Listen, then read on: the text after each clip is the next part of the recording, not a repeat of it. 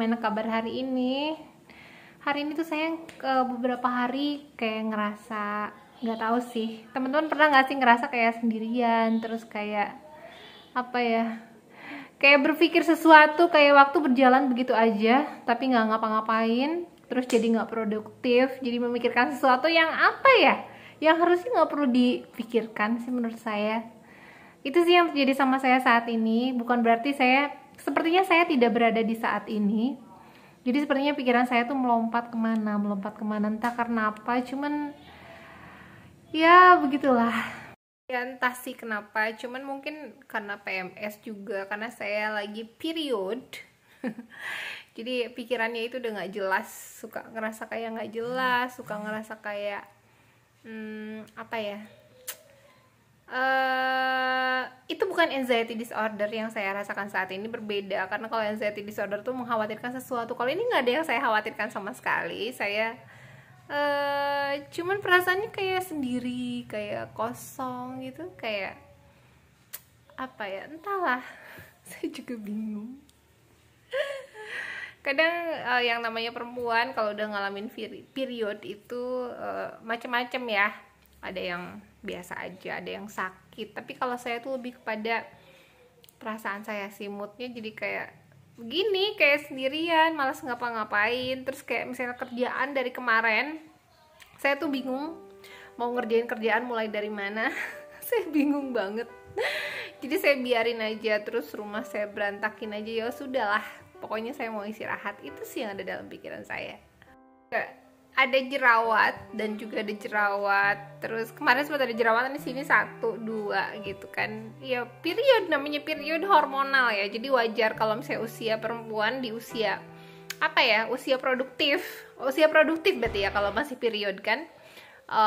Mereka memang ada masanya hormonnya itu turun naik gitu, dan ini bukan yang saya bilang tadi, bukan karena anxiety tapi murni karena PMS. Dan saya bersyukur sih sebenarnya. Kalau sebelumnya kalau saya mau period itu saya suka anxiety disorder, tapi sekarang bukan anxiety disorder yang saya rasakan, tapi normal seperti perempuan-perempuan lain.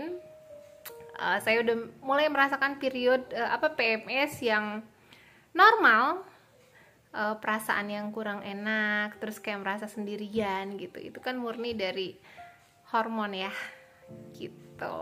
Terus jerawatan gitu kan.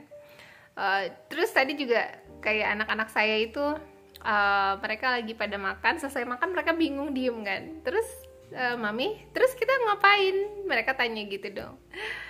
Terus saya bilang, oh iya, emang mau ngapain ya? Enggak, kita nunggu disuruh sama mami. Ya ampun, ternyata selama ini anak saya nungguin saya. Mungkin lihat maminya tiduran di sofa, terus sambil dengerin musik, sambil merem, terus sambil bengong. Mungkin ya, dan mereka itu duduk ngeliatin aja si mami gue kenapa nih, mami gue kenapa ya? Mungkin kayak gitu. Kejadiannya sampai selucu itu, teman-teman. Tapi saya kembali ke saat ini.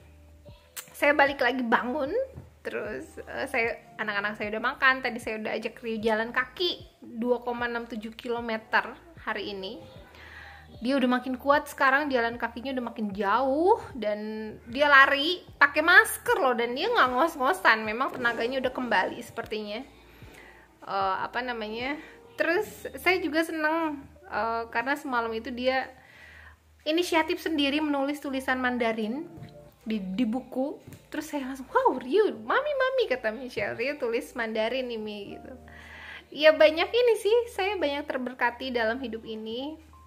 Saya terberkati. Jadi saya balik lagi pada saat saya merasa saya sendirian, saya merasa hampa, merasa tidak tahu harus ngapain. Saya balikin ke bersyukur gitu, mensyukuri apa yang saya miliki. Saya bersyukur punya partner yang baik dalam hidup saya. Saya juga bersyukur punya anak yang cantik, yang sangat pintar, kebanggaan saya. Terus saya juga bersyukur punya anak spesial. Justru dengan adanya anak spesial dalam hidup saya, itu merubah hidup saya 180 derajat. Saya yang dulunya harus kerja, harus perfeksionis, idealis, segala macam. Sekarang saya sudah menyimpan perfectnya saya dan idealisme saya. Jadi saya sekarang lebih fleksibel untuk segala hal.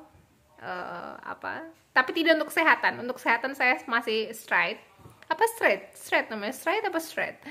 Nah, tapi kalau untuk yang lain saya lebih fleksibel. Kayak misalnya anak-anak saya biarkan mereka hidup dengan kemauannya sendiri, dengan passion mereka sendiri, karena saya pengen mereka nantinya bahagia, pengen menjadi saya pengen anak saya nantinya besar jadi orang yang bahagia, manusia yang tidak rawan stres seperti saya.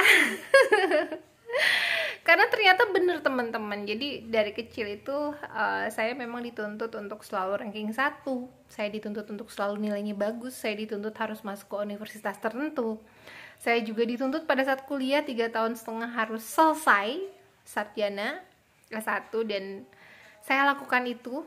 Tapi saya untungnya melakukannya itu dengan dengan senang hati dan biasa aja gitu, dan saya tidak keberatan pada saat saya harus mengejar kelulusan saya 3,5 tahun untuk mengejar S1 itu.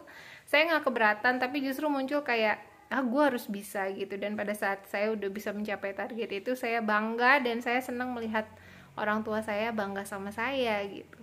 Cuman ternyata mungkin jauh di lubuk hati saya yang paling dalam, mungkin luarnya saya terlihat senang gitu, jadi bisa achieve, tapi ternyata jauh di lubuk hati saya ada perasaan ada bayi menangis. Jiwa saya yang terdalam, jiwa saya yang sebenarnya itu merindukan bermain bersama teman-teman kuliah, merindukan tidak hanya depan komputer, tidak hanya di perpustakaan, tapi pengen juga keluar bermain bersama teman-teman, menikmati masa muda gitu sih. Dan mungkin itu jeritan yang tidak saya sadari, bayi menangis dalam diri saya yang tidak saya sadari itu baru muncul pada saat saya dewasa, di usia 28 tahun. Saya 28 apa 27? 26. Kayaknya 26 tahun saya mulai merasakan anxiety disorder. Karena itu adalah beban yang selama ini menumpuk, yang saya kubur dalam-dalam, dan saya selalu memperlihatkan bahwa saya baik-baik aja. Nah, makanya untuk sekarang ini saya selalu pengen anak saya tuh bahagianya dari hati, bukan bahagia yang bukan bahagia yang memperlihatkan bahwa gue kuat, bahagia gitu, kan seperti itu. Percuma kayak saya dulu, dia kelihatan bahagia, dia kelihatan gak keberatan, dia selalu achieve gitu, tapi ternyata di hatinya itu berbeda. Saya sendiri pun gak merasakan bahwa saya tersiksa dengan keadaan dulu gitu. Saya ngerasa saya tetap bisa menikmati itu. Saya senang di depan komputer, saya senang di perpustakaan, saya senang dengan target-target yang dikasih gitu untuk saya, dan saya bisa achieve kan gitu. Tapi ya itulah, kita punya sesuatu punya jiwa inti dari jiwa kita itu, yaitu yang kadang tidak kita sadari gitu. Dan itu jadi nantinya akan jadi pemicu penyakit kejiwaan kayak anxiety disorder seperti itu, teman-teman. Nah, terus apa yang saya lakukan sekarang pada saat saya ngerasa sendirian, terus saya ngerasa hampa, saya butuh waktu 1 hari sih untuk menikmati kehampaan, kesendirian, kebengongan saya. Dan sampai hari ini saya baru menyadari, saya harus bangun, saya harus bangkit, saya harus kembali ke saat ini, dan saya akan tersenyum kembali dengan apapun yang terjadi dalam hidup saya. Oke teman-teman, semoga teman-teman semua juga sama seperti saya lebih bisa menghandle stres dengan baik. Tidak ada salahnya kita merasa sedih mungkin sehari 2 hari, atau kita merasa sendiri sehari 2 hari, tapi setelah itu kita harus bangkit. Oke? Thank you for watching dan bye bye.